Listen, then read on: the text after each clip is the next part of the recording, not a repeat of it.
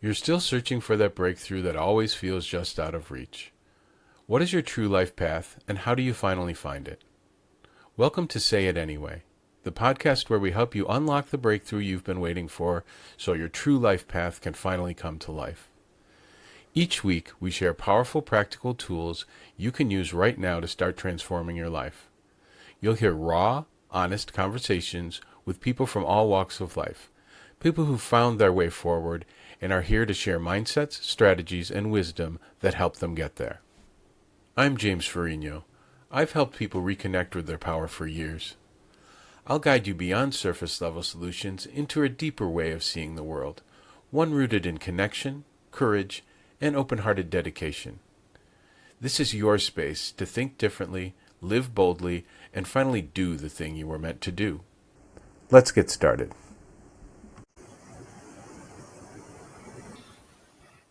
Welcome to Say It Anyway. I'm James Ferrigno, and our guest today is Casey Turner from Casey Turner Presents, and he's a Bay Area music promoter. Welcome, Casey. Hey, thanks for having me. My pleasure. Yeah, so I think we met in passing a couple of times, but we never really had a conversation or anything. But so I'm really looking forward to this, being able to talk to you and ask you about, where you started and, you know, all the other stuff. So, why don't we just dive right into it? So, what first drew you to the world of live music? I mean, my when I was a kid, finding my grandpa's record collection was my world into music in general. He Mm-hmm. had a pretty extensive Johnny Cash and Elvis album collection that I dove into and loved, and that got me into music. And then later on, in life, my love for Elvis kind of kept growing, and Mm-hmm. you'd get VHS cassette tapes or whatever videotapes of live concerts and just you know, that Elvis comeback special show. Like just Yeah. seeing the music come to life on a stage was always like a big draw to me. And then later on, as I got older, my grandma got me a guitar for Christmas, Mm-hmm. and then also I would enter fall festival talent shows and dress up like Elvis. And I All had I had right. these karaoke cassette tapes you could buy at Walmart, and I had a karaoke machine, and so it basically was the Elvis songs without the voice. So I did the voice, Wow. yeah, and it was really cool. Which Elvis did you dress up like? I did two. The first one I did was I had the gold jacket, so Mm-hmm. younger Elvis, and then later on, my grandma made me the jumpsuit with the cape and everything, so Oh, little, wow. little jewels, and so I channeled both, the Claw Elvis and Ed Sullivan Elvis. Oh, okay. So Fantastic. so performing, being a performer, or in my mind, a performer for you know, which I'm sure I was being made fun of a lot, but I loved it. I owned it. Mm-hmm. At the fall festivals, and doing these, and put on these evening shows for my family as Elvis was kind of my world, my step into kind of live music. I mean, it was backing tracks, but Yeah. performing art. Yeah. Getting up there, putting it out there. That's my intro into it for sure. Okay. So, how did you get started with Casey Turner Presents and producing other people? So so I'm from Missouri originally, and that's where all that the Elvis concerts took place. Mm-hmm. I moved to California 20 years ago. It was fall of 2005, Mm-hmm. and came out here, had a job, not music related whatsoever. But over those years, I did play guitar and write some songs, and I liked playing at open mic nights, and always had a kind of a knack for that. It was just a fun thing to do. And so when I Mm-hmm. moved out here, I was living in the North Bay. I was living in Petaluma, and I was going to some open mic nights, and I found uh, one in San Francisco that I really liked, and I'd go back and forth all the time. And then I ended up moving to a town called Novato in Marin County, I had my own place there, and there really wasn't a whole lot going on in Nevada music wise. Uh, so I was going to San Francisco a lot to play open mic nights and see shows and everything. So I approached a local bar owner in town, this bar called Finnegan's that had just opened, and I pitched the idea of hosting a weekly open mic at his bar because I was like, well, if there isn't an open mic here, then maybe at the very least we can start one. If it's not there, Yeah. get it going. Well, what was the first show you produced? The first show, so early in, I guess it was like 2000. Well, technically the first show I produced was the open mic night that I started at Finnegan's. Oh, okay. So I started hosting open mic in November of '06, and it was yeah, every Monday night I had to try to figure out how to get the word out to get people to not only can perform, but also I would book featured performers and have them play like a 20 or 30-minute set in the middle of the night. And so that was kind of like my step into like the 10,000 hours of producing events. I brought the PA, I ran the sound, I hosted the night, booked a featured performer, and did that Monday night after Monday night after Monday night for about 6 years. Oh, But in the middle of that, around 2007, so about a year in or so, um, I was on Craigslist because I would find like try to meet people who could, maybe one come play the open mic or to see what's going on musically. Because Craigslist was a little bit more of a social media kind of platform, I guess, for the time because there was MySpace, but it mm-hmm. wasn't it wasn't quite like, there's no Facebook like there's now and everything, but like or in the not everyone was on it. So yeah, I would get on Craigslist to kind of see what other musical events were going on. People could find my open mic through Craigslist. It was a really great way to connect with other people in the music community. It was I don't think it's really used for that nowadays, but it was then in 2007.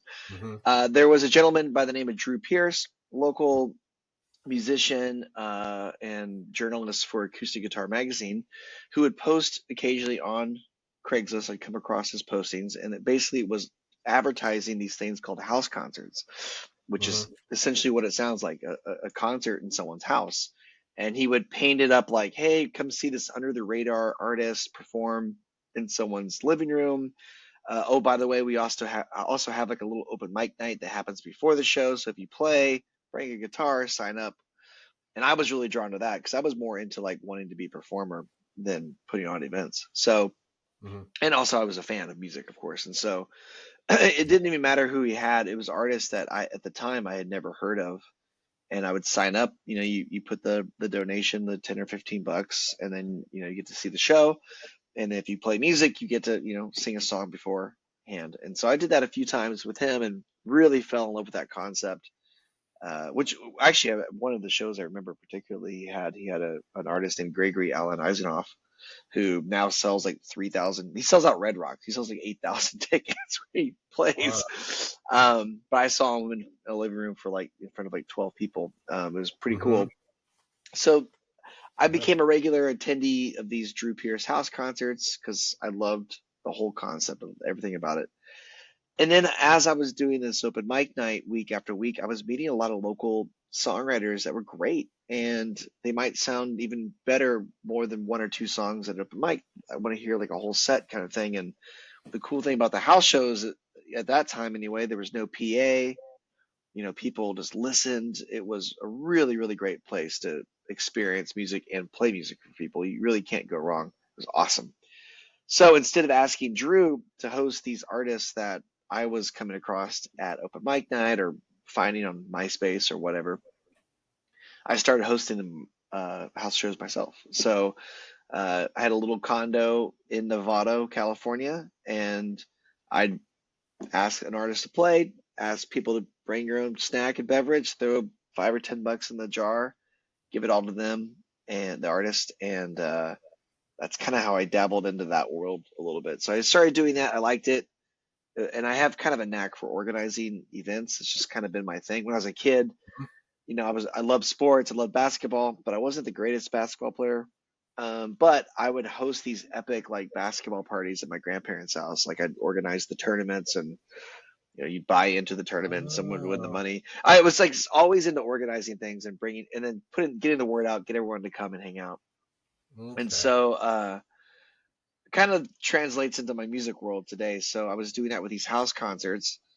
And I remember one in particular, it was like about a year later in 2008. I hosted a house concert with this guy, Matt the Electrician, who I met in Austin, Texas. And Hmm. he was touring, and we were friends on MySpace or whatever. And I pitched the idea of hosting him in a house concert with another artist named Tom Freund and another artist named Danny Malone. Austin, Tom is from LA.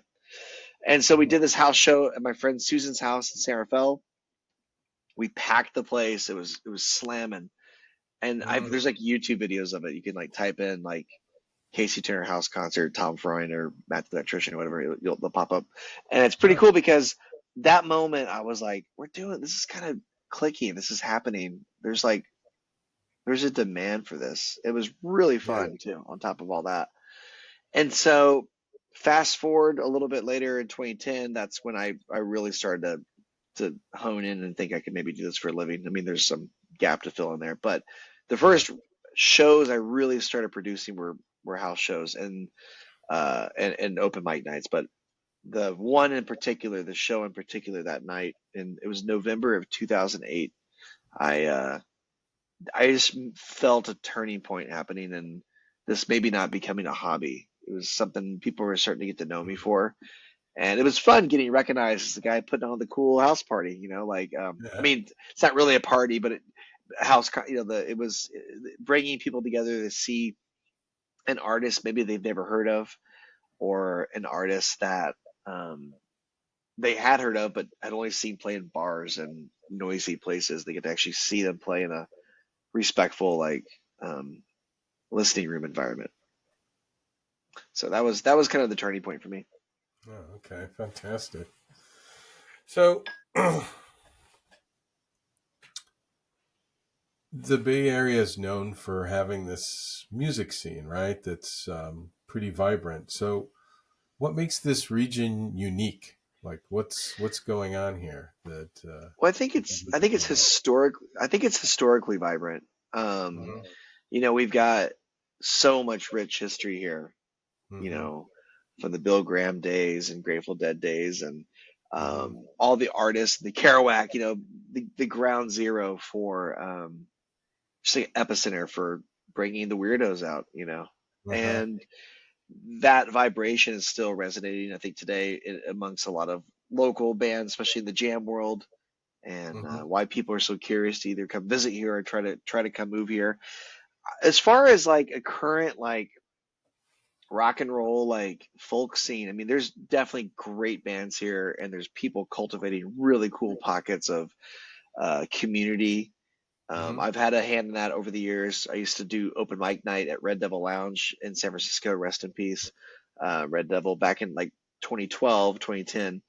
And there was a Yeah. scene there because people could still kind of afford to live here, and it's becoming Yeah. less and less affordable. Therefore, less and less people are flocking here to become artists, especially music artists.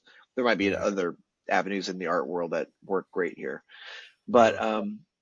when I traveled to other parts of the country or world, even like on the West Coast, there's definitely dabbles of a scene and a community that I don't feel as vibrant here.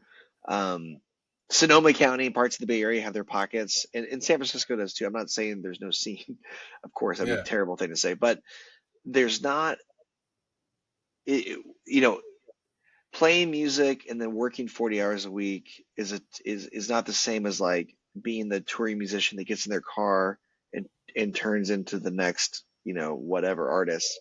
At some Yeah. point, you have to jump off the plank and become a full time at whatever you're going to do.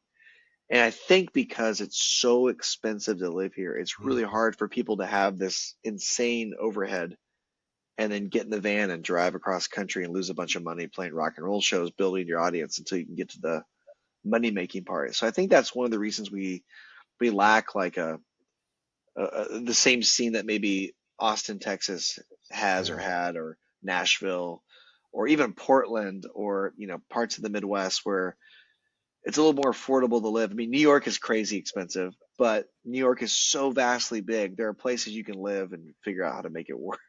The Bay Area is so tough, especially in the current climate.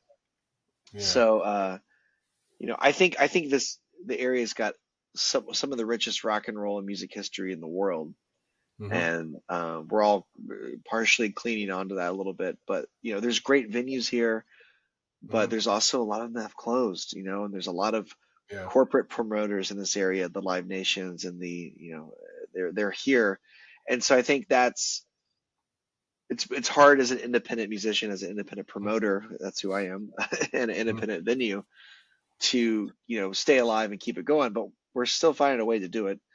But a lot of the shows that we put on that fill the house, they tend to be more touring artists coming through. We've got some great local artists that can definitely fill the house, but they're becoming more far and few between because there's not a Hmm. great place to incubate those artists. We don't have a lot of small clubs anymore where you could go out and bring your 30 friends and it's a good night. We've got a lot of bigger venues, and so like you go to Nashville, there's like so many small little songwriter places you can like start building your following and cut Yeah. your teeth. It's hard to cut your teeth in the Bay Area. Mm. That's something that I think is true, and it doesn't mean it can't happen. It's not going to turn around one day, but I don't. When I go to conferences, for example, like this conference I go to called NEVA, it's the National Independent Venue Association conference, or I go to Folk Alliance, which is a music conference, or Americana Fest, or I used to go to South by Southwest. I don't really do that one anymore, but I didn't meet hardly anyone from San Francisco at these. Like maybe a couple venue operators and bookers were there, maybe a couple artists, but not like there's not like 30 bands going to these places from San Francisco, or Hmm. a bunch of music venue owners going there from San Francisco. And that to me tells me there's not really. So when I would go there, like I'm from San Francisco, people are like, "Whoa, that's so cool!" Like we're trying to break our artists in the San Francisco market. We don't know how because we don't know anyone there, because Oh, wow. it's just not the same circuit it was in the 90s, or the 80s Yeah. or the 70s or even the early 2000s. I mean, I talk to a lot of folks that are from here, and they tell me about all the shows they saw at the I Beam and Winterland back in the day, and the Paradise Lounge. You could play at the small room upstairs and then graduate to the big room, and we'd tell five friends about our show, and 200 would show up. All those Wow. stories, and those venues and those kind of times are really not happening these days. So, not trying to be Debbie Downer, but it's like also like just the reality of like a lot of industry is not looking at San Francisco for the next big thing, unfortunately. Yeah. Yeah. Well, yeah, I mean, I guess that's following a lot of different anything that's in the Bay Area. That's all the small businesses, are really hurting, and a lot of things have Yeah, closed. it's It's not very, just very, music either, restaurants, all yeah, kinds of stuff. Yeah. it's So, very expensive to operate any type of business in California, especially the Bay Area. Whether you're an independent entrepreneur, hmm. or you're a venue, a bar, Hmm. anything, it's really hard. So, it's not it still doesn't feel like a cutthroat community. Like when you meet people in your industry, whether it's tech, whether it's music, people want to still help each other out here. That's my favorite thing Yeah. about the Bay Area. You get a sense of like people will open doors and help you get to where you need to be without expecting something in return. I still sense Oh, that. okay. And that's one of the things that's always drawn me to the Bay Area. There Mm-hmm. is that type of entrepreneurial community. Like if you've got a crazy idea, people hear you out. I think that's why you get a lot of innovative tech companies here, and people want to run with their AI ideas and all these things. They come here to do it because people listen and they kind of hear them out. Yeah. You don't get judged as much for your crazy ideas. And I think that's why some of our favorite poets and bands and artists have come out of here, or at least came here and then got recognized once they were here. Yeah. Janis Joplin's from Texas. But like once she came here, people are like, "Oh, we like your weird energy. Let's go." Yeah. Whereas in Texas, someone like her was being judged and maybe held down. So here, Hmm. to this day, I don't think people hold you down here. They let you kind of run with your ideas. And I've definitely blanket myself in a community like that. That's why I love the Bay Area so much. Uh, that's one of the many reasons I love the Bay Area so much. But that's one Mm. main reason is you can still have a good idea, and people will at least hear you out. Yeah, that's great. So like the culture and the people are still here. It's just the economic realities and maybe political things that are. I think so. I mean, like one of my favorite bands that lives here has been here forever is this artist named Chuck Prophet, and he's a grassroots rock and roller, like he's got a team, but he's not like being funded by some big record industry. I mean, he's got a label and he has all the pieces he needs. He's got a great band and they all live around here and they tour a lot and they do well here. But I think a time and a place, you get in a situation where you get established in an area like I did. Like I can afford my place because I moved here so long ago. I could never move here today and do what I do and make it work. You kind of find your niche. And I don't want to speak for someone like a Chuck or another Chuck coming to town one day, but like, I think he moved here in the like 1989 or 90, and so like you find out Yeah, how to kind of make it work. Um, when it was workable. And so I don't know if he, you know, would have flocked to San Francisco. I mean, but someone like him is so San Francisco. I don't want to speak for him, but like it's just an artist that came to mind that does have popularity, does it full time, and never stops. I think there used to be like way more bands like that were living here, yeah, and a lot of them have just either moved away or found a home in another part of the country or whatever. So yeah. Moved on to greener pastures, right? maybe the pasture here is pretty green. It just costs a lot. Yeah, yeah. Green for somebody. Yeah. um, what's it like working at the HopMonk? It's kind of an iconic venue. It's so the way that relationship is, so HopMonk it's my home base.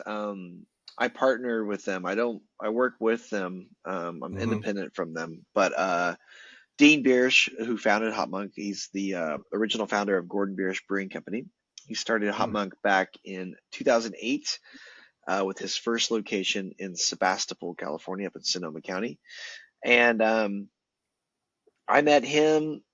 I was hosting a house concert with a Texas artist named Bob Schneider, Mm-hmm. and Dean. It's his like favorite songwriter, and it was 2010.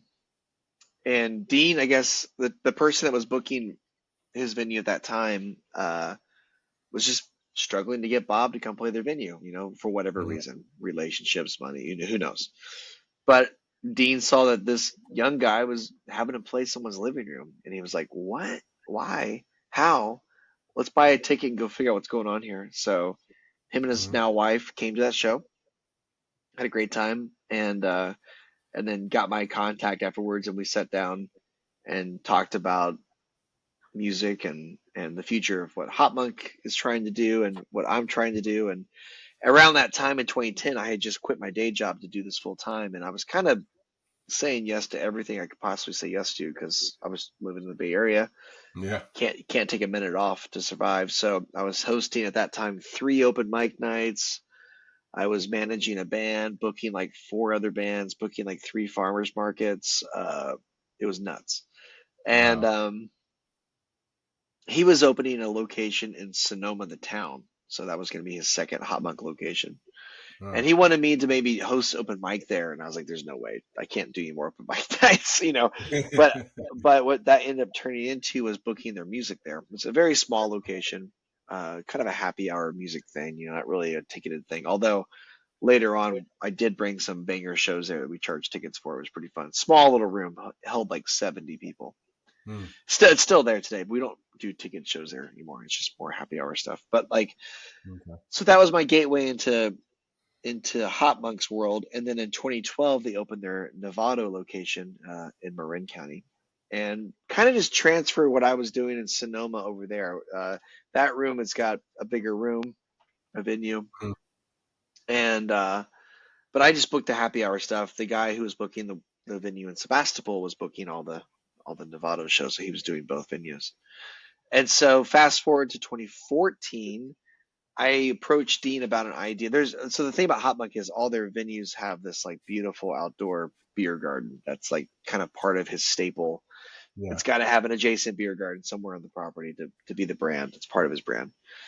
And so there's this really big one in Nevada. It's really cool.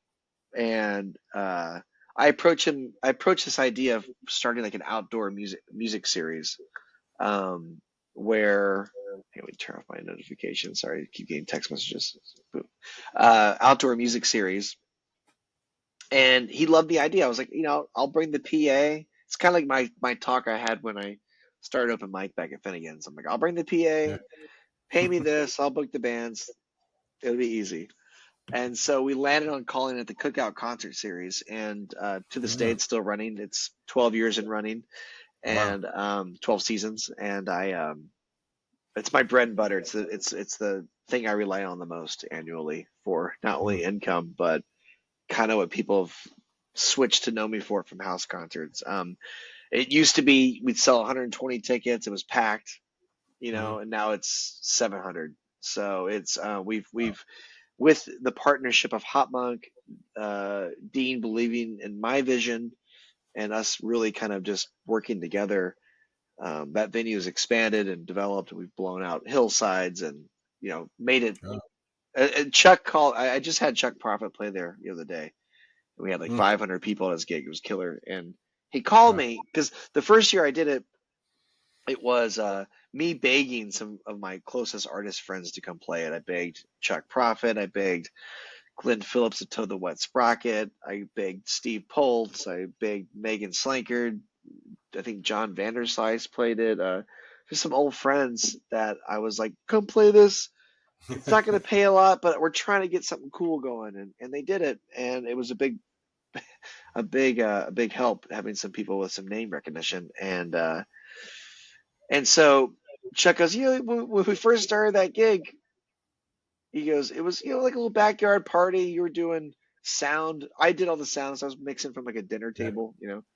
And he's like, it was like this little party, like little house party. He goes, but now it's a gig. He goes, it's a gig. There's lights, sound system, and so I hire production now, and it's actually really expensive to put it on now, but Yeah. we have a whole infrastructure and a team that does it now. So, Hmm. and we've had, instead of having Glenn Phillips play, we've had Toad the Wet Sprocket play, or instead of Chuck solo, it's his full 5-piece rock band, or whatever. Oh. So that is all because of the team at HopMonk, the belief and trust that Dean's put in me and Casey Turner Presents, which is still a single member LLC. It's just Hmm. me. Yeah. Um, and so that relationship has kind of changed my life. And so, before COVID, I would drop shows into various venues all over the Bay Area. Hmm. Great American Music Hall, Cafe de Nord, Slim's, rest in peace. Hmm. A venue called Doc Slab that was in North Beach that's no longer there either. But all these Yeah. cool spots. And then after COVID happened, Hot Monk survived. We made it through the dust storm, and Yeah. coming back, to go in as a promoter and four-wall a room, it costs a lot of money to do that, and it just made more sense to focus on the partnership I have with Hot Monk, because we share a lot of the risk from everything from the talent to the staffing to the insurance, all that stuff. It's shared partnership. So Mm. it Okay. really, and they kind of let me do whatever I want there. I can book whatever I want. And when I walk in the room, I'm running the show, I'm running the space, and there's no question of that. And so when you're a promoter and you walk into another venue, you're reestablishing yourself every single time with whoever the manager is that night and the sound people and you hope that they recognize it's your night and you're in charge, but they don't always. But when I'm at Yeah. Hot Monk, I'm the boss.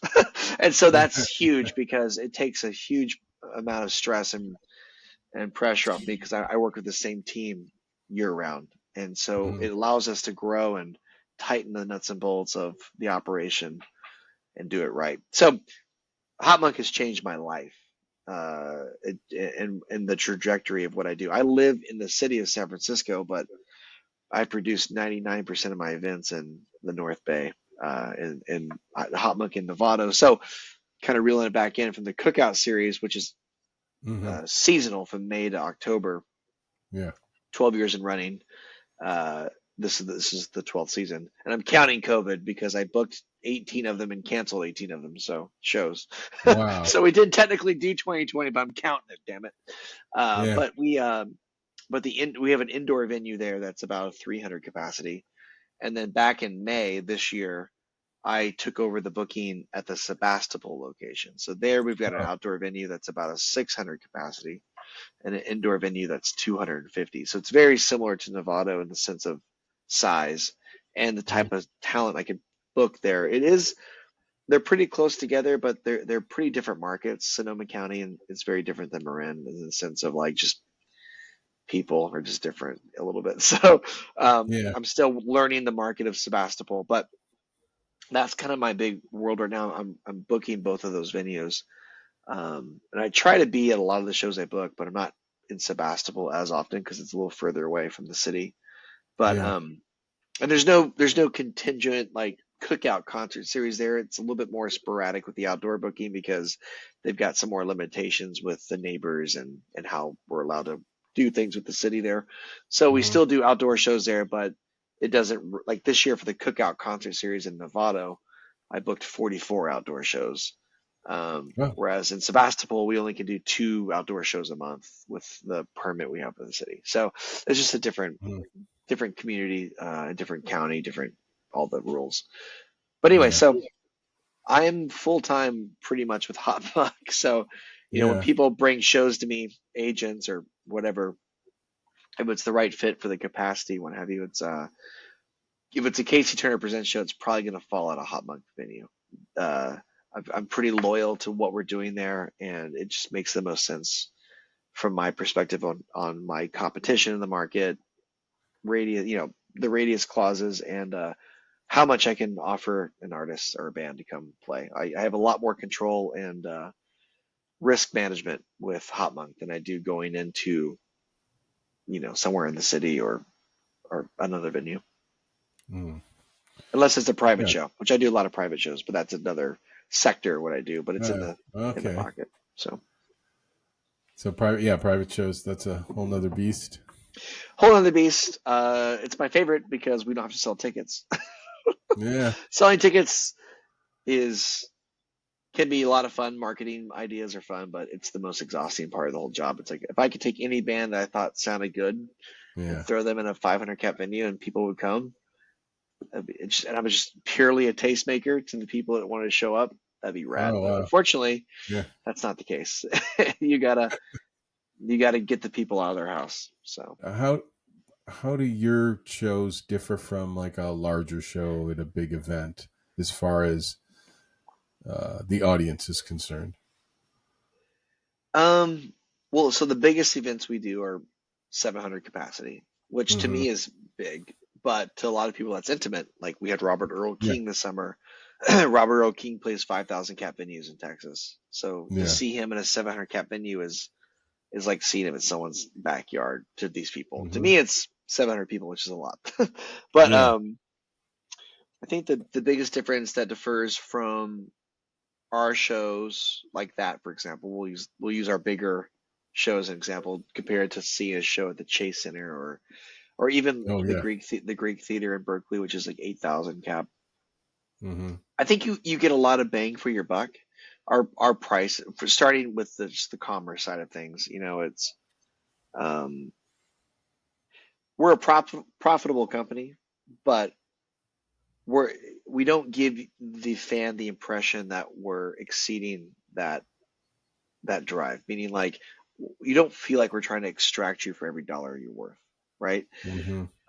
Sometimes when you go to really large events, and I've been to a few lately, the minute you walk in the door, it just feels like, okay, they want my wallet so bad. Like, Yeah. and that comes down to not just like what's in Hmm. your face to buy all the time, but also just the price points, right? From the Oh yeah. ticket you paid with the enormous fees to the $900 beer or whatever the cost now, Yeah. to and then the quality you get in return sometimes for the food you're buying at a stadium show or whatever. At our venue at Hot Monk, it definitely has to be a little higher than going to a normal bar for a beer, Yeah. but the value is so there, and the quality. It's not like you're getting a Coors Light for $19. That's not what we're doing. Yeah. It's still below average what you're paying at most shows. And then when you buy the meal, it's not just like a hockey puck on a bun. There's a Yeah. lot of care and thought put into the food that we serve our fans and our customer base. And then the ticket price alone, I think the highest ticket we had this year, I think it may have been the Robert Earl King show, and it was $65. I mean, I think Oh, I went and saw, who did I see recently? It was I'm gonna see his show in New York in 2 weeks here, and it was like 125 a piece. Just for a singer songwriter in a small theater. It's like that's the highest. The average ticket price I would say is 30 to 40. You know, okay. and we got parking. We got so much parking. It's free. You don't pay to park. Um, my team is so sweet and so customer oriented. I tell my security staff, you're not really security, you're hospitality. You're in the Yeah. hospitality business. 99% of the situations you're going to deal with are people trying to find where the bathroom is, or where exactly they pick up their food, once they order Hmm. it, or where the ADA seats are. It's not, it's really just customer facing is so important, and the Yeah. experience is so important to us from the moment they walk in the door. So again, I want people to know we're doing well. We're all making money. We're running a business, Hmm. but we're not trying to ask you for every penny you got to have a good time. you know, and Yeah. so that's to me important to convey. And I don't want to have to verbally tell people that. I want them to realize that when they walk in. Yeah. They're like, damn, this is a Yeah. pretty damn good deal. I just got a meal, a big ass bowl of food, and Robert Earl King ticket all in for $90. Yeah. Like it's kind of like, and that's like on the higher end because again, it's like the famous, Yeah. or it's like I got to see Sierra Hall, that most up and coming bluegrass artist, and a bowl of food all in for $52. It's like you can't beat that. There's nowhere. Yeah. I went and had breakfast the other day at my cafe for me and my wife. It was $72 a tip. It's like, um, so I think uh, that's something I really, and that's my favorite thing about Yeah. doing shows and with a partner that cares as much as I do about the fans. I'm with you there. I remember even back in the old days, moved here about 30 years ago from LA, and I was used to shows that, yeah, sure, I went to Palace and Palladium, but mostly Irvine Meadows or Coliseum or Anaheim Stadium. I was used to the big venues, and I remember I came here, went to like Freight and Salvage, and I remember Yeah, thinking, wow, this is great. This is yeah, perfect. There's people selling real food that they've wrapped up in saran wrap. There's um none of, you didn't get the parking problems, the lines, right. the security, the just all the hassles of going, and cheaper. Yeah, So it's not. We don't carry a pretentious vibe, and we don't only cater to the wealthy. A working class yeah, person can afford to come see a show um, that I put on, and that's a goal. I don't ever want art, especially in my world, music, to be unaccessible to people because they can't afford it. It doesn't hmm, happen too often, but when I get an email sometimes from someone that, oh, I'm coming to see that show. I really want to see someone. I can't afford it, but man, thank you for bringing them or something like that. I've written those people back and put them on the guest list before. wow, Um, because it's like I just don't want to see people not have an opportunity to see their favorite artists because they can't afford it. I mean, we can afford to lose a couple tickets to have someone. I mean, it's just yeah, it's not about. I have to stay alive. I got to pay my artists. We got some real overhead. It's kind of gnarly out there hmm, right now with the world of labor being expensive and everything going up. But yeah, everyone needs art, and music is such a distraction from some of your problems, or it helps you deal with. Maybe it's not a distraction. Maybe hmm, it's a therapy. And I can't let profit and the business side of things ruin the bridge between people who really hmm, need it. you know. So Yeah, yeah, I think it's really important that everyone should, really, it's a human right to be able to be exposed to art and music. I'm kind of Uh, old school, when it comes yeah, to the way I run shows, and yeah, and I hope it's not a dying art, but it might be a little bit because we're not a corporate entity, that yeah. is driven by stockholders and Hmm. what have you. Yeah, I know. I know. For me, it's interesting you mentioned that price point, the $65. That's about it. That's about what I'll pay for a show. Sure. And it's not like, oh, I could scrape up the 120 or whatever, but it's like, really? I mean, unless it's some unique circumstance where that is reasonable, I guess, something could happen. There's a number of different bands or something. But yeah, the ticket prices can be outrageous. And You're not going to Chase Center anytime soon. yeah, no, if I am 60 not. if 65 is your threshold, Yeah. And that's not going to get you I don't, nosebleed. and I've looked at that venue and gone, I'm not going in there. I mean, I don't want to go in there. Like if you gave me the ticket, I wouldn't go, most Right. likely. So yeah, it's just Yeah, too intimate shows are chaotic and important. huge, and the nosebleed seats and the steep. I just don't care for it. I mean, Um, even my shows have gotten too big for some of my older fan base, or yeah, just people who've been along, because when I used to do the house shows for anywhere from 20 to 100 people, depending on yeah, what house it was in, there's a chair and it's all these things. That's do a lot more standing room shows, do a lot more rock shows. yeah, That's kind of part of the growth.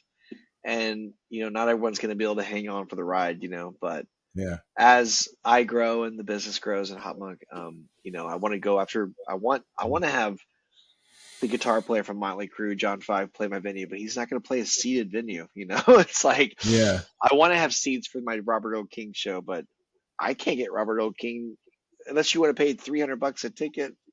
yeah, I gotta have 700 people there. So it's like it's just different yeah, math for different shows and different yeah, yeah, experiences for different people. But um, overall, I think we make most people happy. We do our best. You can't make everyone yeah, happy. That's the thing I've yeah, learned. My hardest lesson is you certainly cannot make everyone happy, and that sucks, but yep. it's part of That's it. just the way it is. Yeah. Well, yeah, there's different venues and different things for different people, just like different people like different types of music. Yeah, 100%. Um, just the way it is. Yeah. Yeah, I know. I mean, I prefer certain venues to others. I prefer the outside ones, for some reason. Yeah, for sure. I don't know what that is. Yeah. To each his own. Yeah, it's a matter of taste. Is there like an artist or a moment from your career that really stayed with you? Something really big that you always remember? Mm.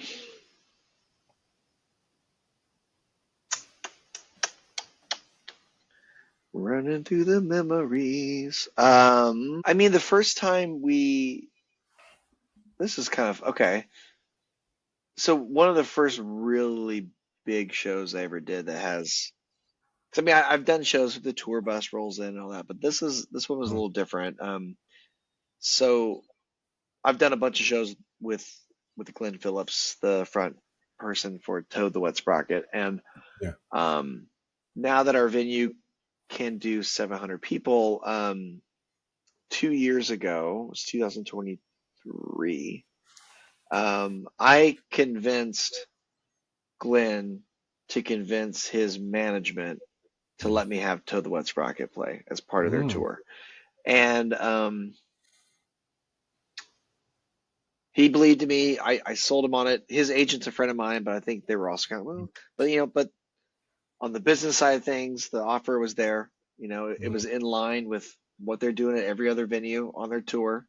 So there's no question on the financial side of things if that was going to work out or not. mhm, It was just like, what's this venue? It's outdoors. It's in Novato. It's not the Fillmore. It's not the whatever theater. It's not the, it's just the look we want, kind of thing. And Glenn mhm, pushed. He said, I want us to please give it a try. mhm, And I think it was a Friday night, so we got a weekend, which is cool. But they were still playing like in Sacramento. They didn't play the Bay Area. I think they only maybe Menlo Park, maybe. I don't think so though. I think it was only anyway. We did the show, sold it out really fast, and they were like, okay, where's this place? Like we sold like 400 tickets in the first like 15 minutes. I pushed it. I mean, I have a dedicated Mm. email list, and I knew how to sell this show because Mm-hmm. it's in my wheelhouse. And when the bus rolled in, you know, their guitar tech gets out, the lighting guy, their production manager, their tour, they're looking at our venue and they're like, it's a smaller stage than they're used to. There's no drum riser. Mm-hmm. All these things are kind of like, what is this? They're kind of a little disgruntled. They're like, this is harder than, it's not harder. It's actually a great parking spot right by the door. But they're looking, they're Mm-hmm. like, this isn't the performing arts center we're used to playing or the 1,500 cap venue we're used to playing. Mm-hmm. But it's sold out, so you got to keep that in mind. It says sold out on the marquee when they roll up. It's a good look. Yeah. The front of house mixing position is a little different. So they were a little grouchy at first. Not the Yeah. band. The band was great. They're cool. And Glenn was like, "What's up, man?" He was so thrilled that Mm-hmm. he got to roll in. He convinced everyone they're doing it. Mm-hmm. It's sold out every ticket, And we get everything rolling. The sound guy's like, "Oh, this isn't going to be good enough." He was so convinced it was going to suck, and Yeah. it was actually awesome. It went so well. Everyone was so happy, and also they've been playing a lot of places that are seated, like seated theaters and performing arts Yeah. centers. This was all standing room, which is a different energy. When you play a Yeah. rock show in front of standing people, you get more. Yeah. Yeah. It was awesome. It went so well, and I got a call from the agent like the next day or 2 days later saying, "Hey, you know what?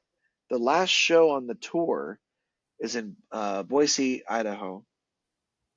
And then they got to drive back to Santa Barbara on the bus, which puts them back in the Bay Area. Yeah. Do you want to add another show on their way home?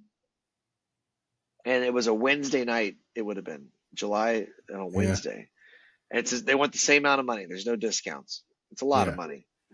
And so I'm talking to my team, and I'm like, I think we should do it, man. That thing sold out so fast. But they're like, yeah, but it's a Wednesday. We already had a Yeah. banger show. Everyone's happy. Let's just leave it at that. And I go, no, doing it. And we did it. We put it on sale, and we sold it out. Wow. So now we sold 1,400 tickets for a band that hasn't sold that many tickets in this market for a long time. And then when the bus comes back, now granted they're all on the way home, they're going to see their wives the next day and their families, Yeah. but they roll in, and that production manager, all those people, they get, "What's up, man?" Like, hugs, "How you doing?" And then Wow. the next year, 2024, instead of me begging them to come play there, I got a call from their agent, and he says, "We want to come back, and we want to just go ahead and book 2 nights with you. We're going to give you the Friday and the Saturday. We're not going Wow. to play in Sacramento. We're not going to play down south. We're going to play your venue 2 nights and then go to Portland." And I was like, Wow. that, getting that call, and then so we did that. Spoiler alert: we sold out both nights. Mm-hmm. The band comes in, the same crew from the year before. It's hugs all around. "You guys still got that menu, that food menu, all the things." And then I remember the guitar tech. He goes, "This is so great. We get to play 2 sold out shows, and we get to leave all the gear here." We hired security to watch the gear overnight, so it stayed on Yeah. stage. He goes, "I can go get drunk tonight. I never get to do that on tour." And I was like giving him beers behind the bar.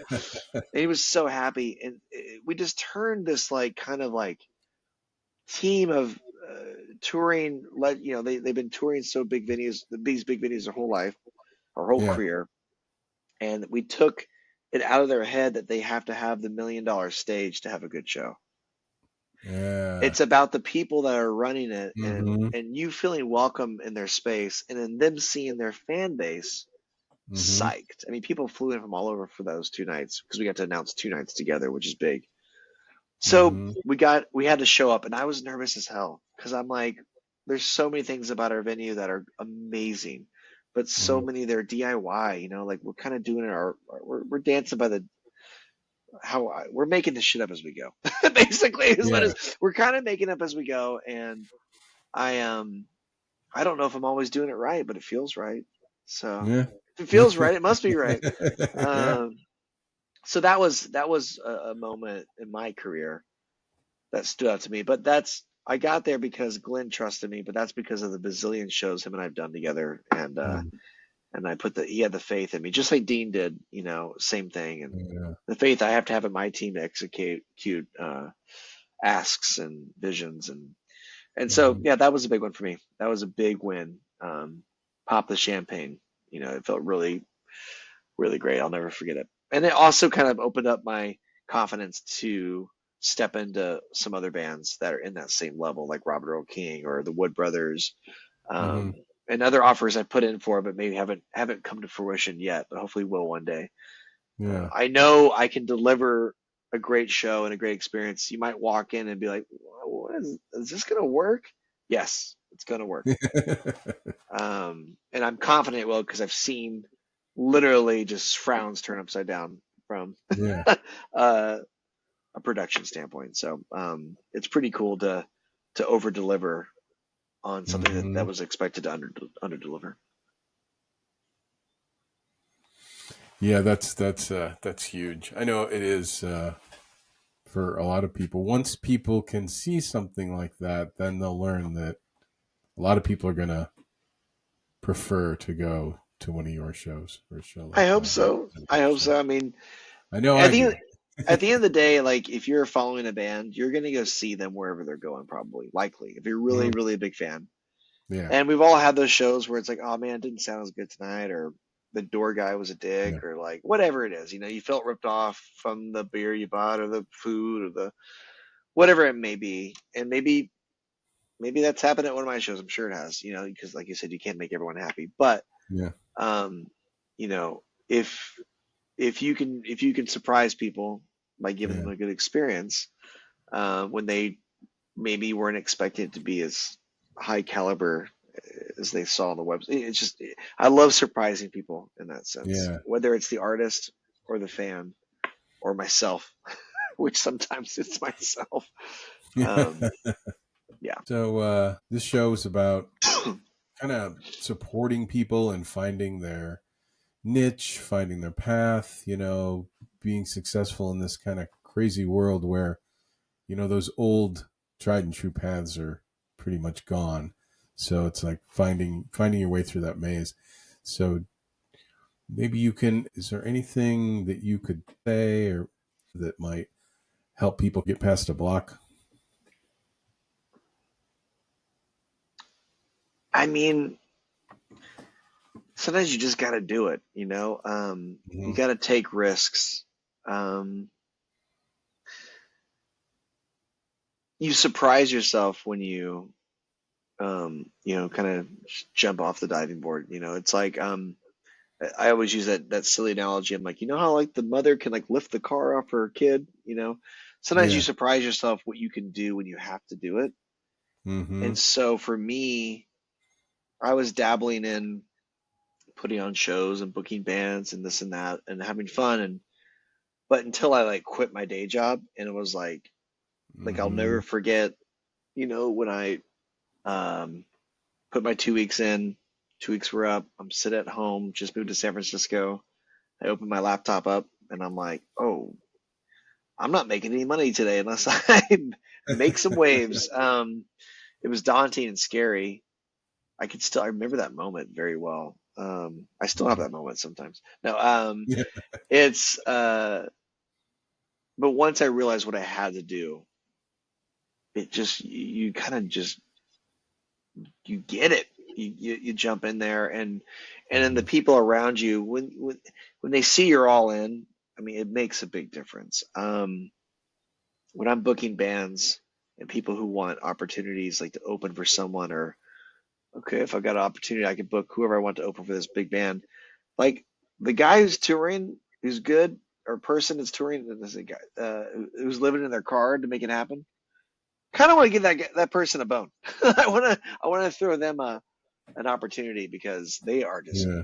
all in. The guy who's working at you know whatever tech company, just kind of doing it for a hobby. Is that the person I want to give the opportunity to play in front of 500 people? I Yeah. mean, the person's trying to build a career, and who's ready to lose everything for it. Hmm. I don't want to say I was ready to lose everything for it, but in hindsight, I was like, oh my God, I was really, really jumping in. Yeah. Um, could have lost the whole Bay Area dream. I could have moved back to Missouri and whatever, who knows? Hmm. But you don't know until you try. So I think it's easier said than done, but eventually making that move is got to happen. You know, Yeah. there was a quote, I think it was like Eddie Vedder said it or something, but it was like, if you're the kid playing guitar in his bedroom and you want the people to hear your songs, unless you leave the bedroom, it's not going to happen. Yeah. It's just not going to happen. So it's like you do have to leave the bedroom and get the word out, that you're doing what you're doing. So everyone's got their way of putting themselves out there, and it's okay to take calculated risks and be conservative, and keep that job as long as you can. But eventually, if this is what you want to do, whatever it is, Mhm. if you want to be a podcaster or whatever, be a podcaster, man. Get in there. Yeah. um, yeah, you can't. Eventually, it has to be a full time gig, and that you got to make that decision.